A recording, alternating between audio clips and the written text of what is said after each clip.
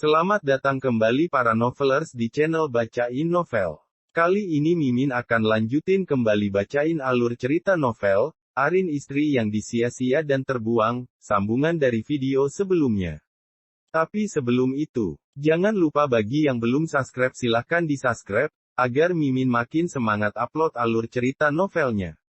Dan jangan lupa juga, aktifkan tombol loncengnya agar kalian tidak ketinggalan update terbaru dari channel ini.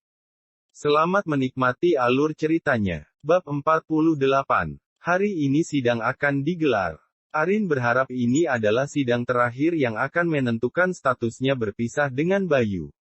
Arin sudah merasa lelah mengurus semuanya yang terasa lama baginya. Arin melihat Bayu yang baru datang dan dia membawa 2 orang saksi sebagai penguat persidangan kali ini.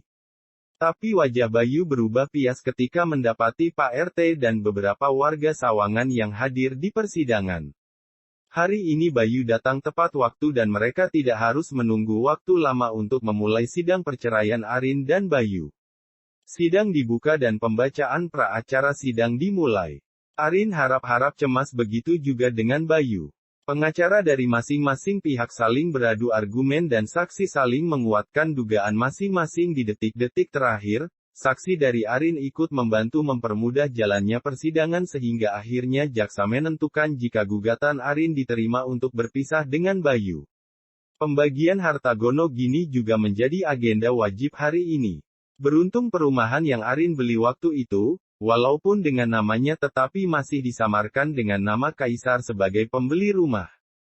Kaisar sengaja meminta notaris dan pihak perumahan untuk menggurus surat tersebut nanti setelah sidang selesai agar menghindari perebutan hak gono gini yang akan menjadi masalah serius karena rumah ini adalah rumah Arin sepenuhnya.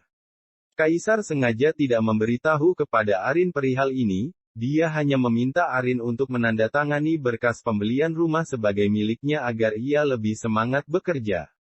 Kaisar sudah memikirkan jauh-jauh hari untuk menghindari hal-hal yang tidak diinginkan. Saat pembagian harta gono gini milik bersama, Arin mengikhlaskan semua harta yang dimiliki Bayu tanpa meminta sedikit pun, karena ia tidak mau lagi berurusan lagi dengan Bayu dan semua hartanya yang pasti akan membuatnya bertambah sulit berjauhan dan menghindarinya. Ia sengaja memberikan jatah harta miliknya untuk Agam agar anak itu bisa bahagia nantinya. Ia paham karakter Bayu dan mertuanya yang akan tidak mungkin diam saja ketika dirinya mendapatkan banyak keberuntungan dalam hidup Arin. Ucapan syukur dan air mata dari Arin maupun Narsi membuat Kaisar dan yang melihatnya turut berbahagia. Mereka juga bernafas lega akhirnya penderitaan seorang Arin berakhir. Bayu yang merasa kalah lalu pergi tanpa mengajak ibunya untuk bersamanya. Kamu akan jadi gembel setelah berpisah dari Bayu karena kamu tidak mempunyai harta apapun setelah ditinggalkan anak saya, bisik Reni saat hendak pergi meninggalkan ruang sidang. Tanpa harta Mas Bayu, Arin bisa hidup sendiri bahkan lebih bahagia ketika sebelum hidup dengan Mas Bayu. Lihat saja nanti siapa yang akan menyandang kata gembel di sini, balas Arin sambil berbisik di belakang mantan mertuanya. Arin membiarkan mertuanya menyelonong pergi dan mengatakan hal demikian.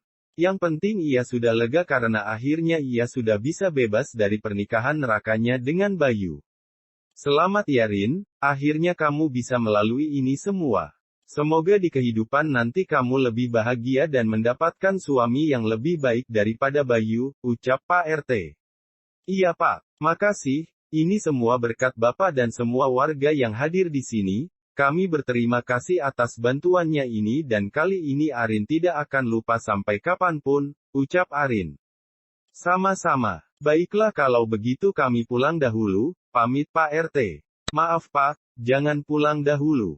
Untuk ucapan terima kasih kami, bagaimana kalau kalian ikut makan bersama kami di kafe milik adik saya, ucap Kaisar.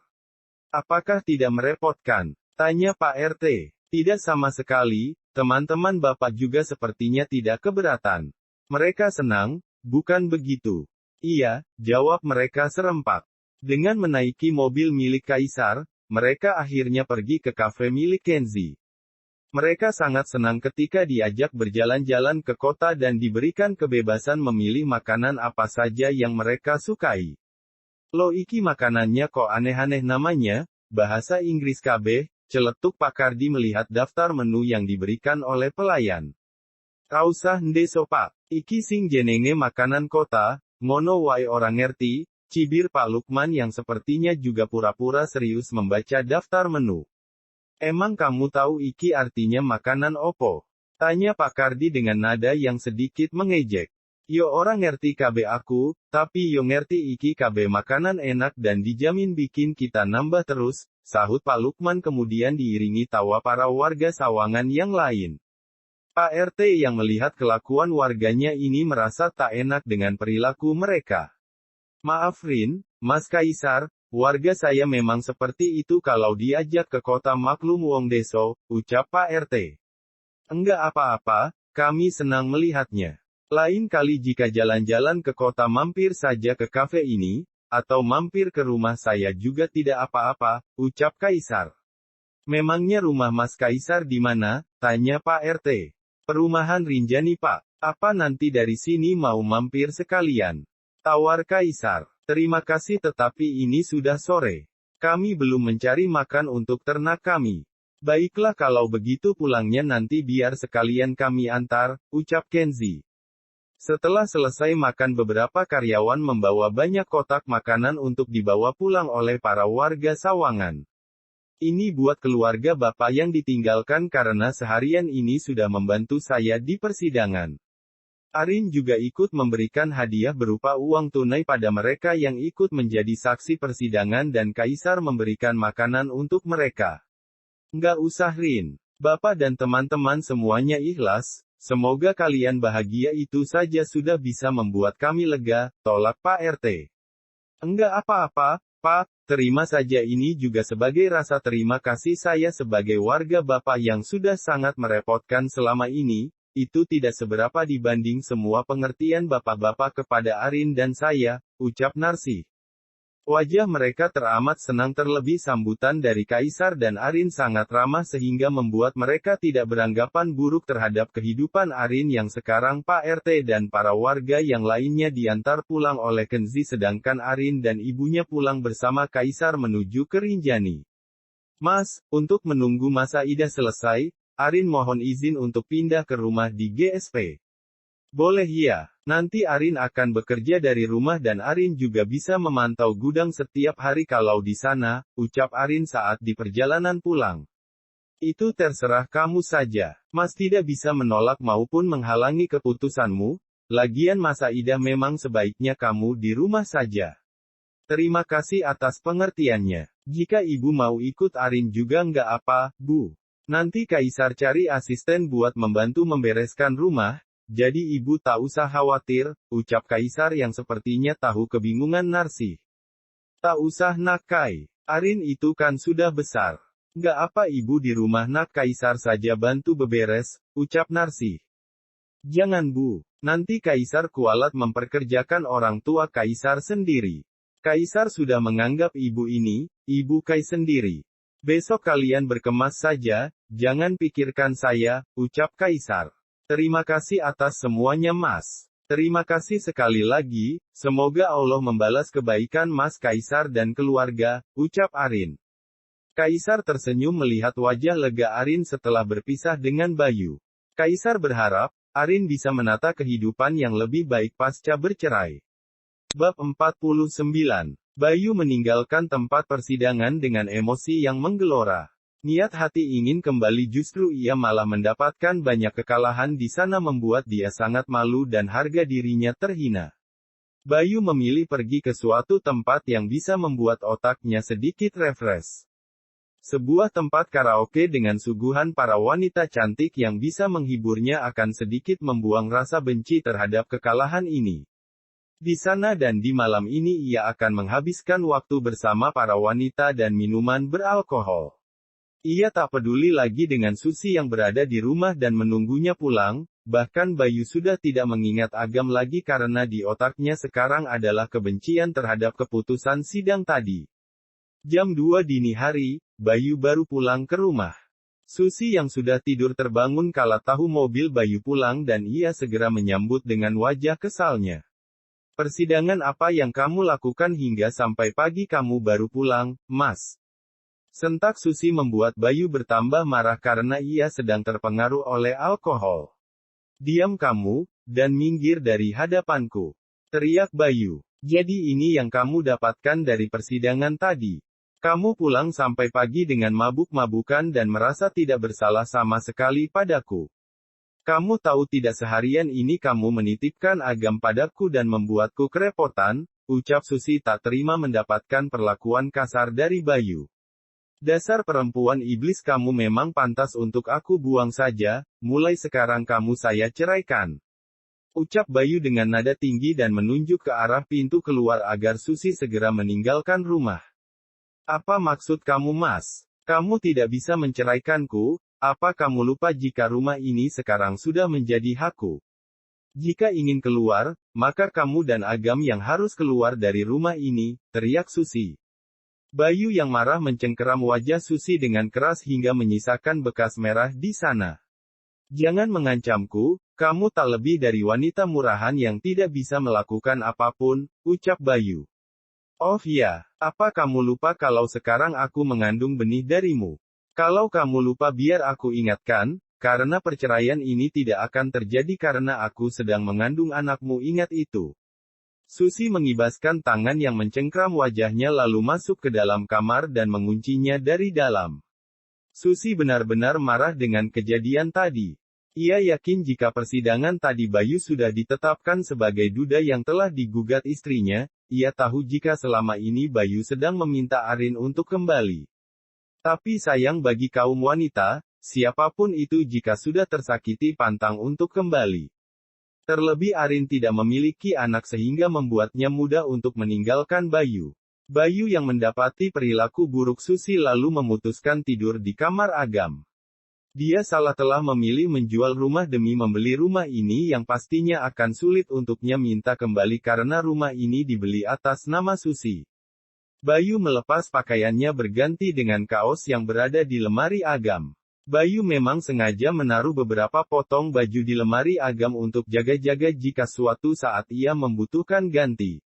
Bayu mendekati Agam, selintas bayangan almarhum istrinya terlihat jelas di wajah sang anak yang terlelap. "Ayah telah salah memilih ibu sambung kedua untukmu, seharusnya ayah mempertahankan ibu Arin sebagai ibu sambung terbaik untukmu. Sayangnya kini nasi sudah menjadi bubur, meminta Arin kembali sepertinya sudah tidak mungkin," ucap Bayu sambil mengusap kepala Agam yang terpejam. Bayu langsung tertidur karena ia sangat lelah untuk hari ini, pikirannya kacau dan hatinya sungguh sangat berantakan. Hari ini Arin yang benar-benar berkemas bersama Narsi untuk tinggal di Perum GSP seperti saran Kaisar. Arin kini sudah berniat melakukan segala sesuatunya dari nol. Entah apa yang akan dilakukan Bayu setelah ini, ia sudah tidak peduli. Tujuan Arin sekarang hanya satu, yaitu mewujudkan kebahagiaan dirinya sendiri bersama keluarganya. "Semuanya sudah dimasukkan Rin?" tanya Kaisar. "Sudah Mas." "Ya sudah, bawa saja mobilnya," ucap Kaisar santai. "Halah, Mas enggak usah bercanda. Ayo buruan, siapa yang mau antar Arin? Kak Kenzi atau Mas Kaisar atau Arin sama ibu naik taksi saja?" ucap Arin. Jangan dong. Biar Mas yang ngantar," ucap Kaisar sebelum akhirnya Kenzi memilih mengalah. Pura-pura tidak mau mengantar, padahal hatinya pengen banget buat ngantar, protes Kenzi kesal.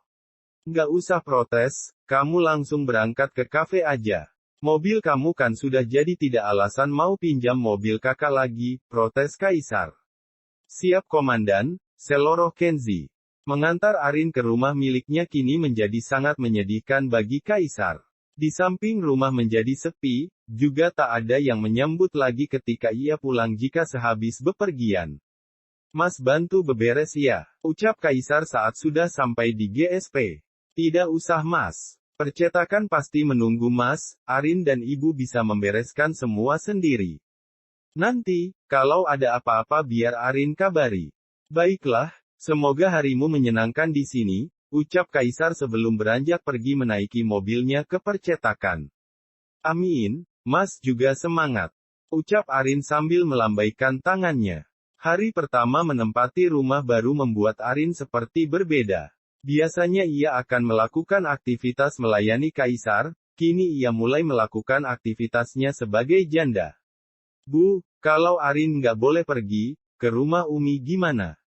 Kita kan sudah janji mau ke Bandung minggu depan, tanya Arin yang teringat rencananya dengan Kaisar waktu itu. Coba nanti gimana baiknya? Kalau pergi untuk hal penting sih, kayaknya nggak apa. Coba deh nanti, tanya Pak Kiai. Oke, Bu. Hari ini kita mulai membereskan kamar kita. Masing-masing. Sore nanti katanya Pak De sama Bude mau ke sini. Iyakah? Iya, Bang Fai juga ikut datang ke sini. Wajah Narsi berbinar, senang rasanya bisa berkumpul dengan sanak saudara dari mendiang suaminya. Ia menjadi lebih bersemangat menjalani hidup meski tanpa kehadiran Karyo di sisinya. Tidak butuh lama beberes rumah karena ruang sebelah sudah dipakai para karyawan untuk bekerja.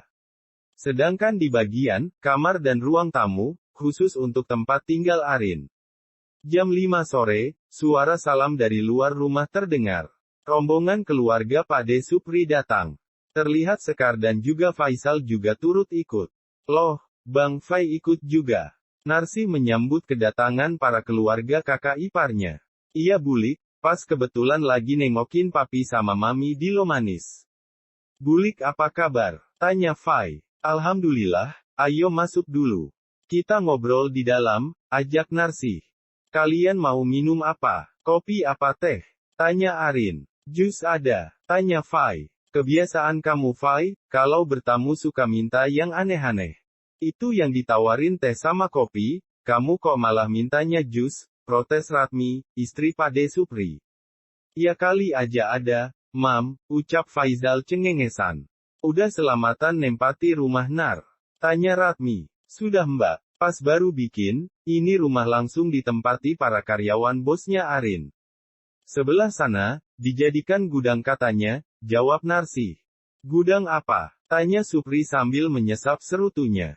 Arin kembali dari belakang membawa minuman dan beberapa cemilan. Monggo, Pak De, Bude, Sekar, Bang Fai, dinikmati hidangan seadanya. Maklum belum kemana-mana, ucap Arin. Di ruang sebelah sana gudang. Gudang apa? Gudang pengiriman dan pengemasan bahan percetakan milik majikan Arin. Hanya saja hari ini sedang libur, sengaja Arin suruh untuk libur 2 hari. Oh, jadi aslinya rumah ini milik siapa? Milik Arin, hanya memang sedang diajukan ke notaris sebelum sidang kemarin. Jadi pas pengurusan harta gono gini, masih aman. Siplah, pintar juga kamu Rin. Sebenarnya, bukan Arin yang mengurus ini. Bos Arin yang mengurus semuanya, Arin juga nggak tahu. Kemarin Arin tahunya hanya tanda tangan terus dia bilangnya ini milik Arin dan suratnya akan diberikan ketika sudah resmi berpisah dengan Mas Bayu. Baik bener majikan Murin.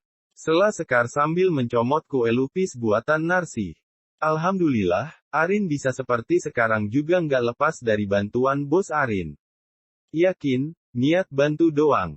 Nggak ada maksud lain. Tanya Fai heran. Lah berpikir realistis dan mana mungkin membantu jika tak ada maksud di belakangnya.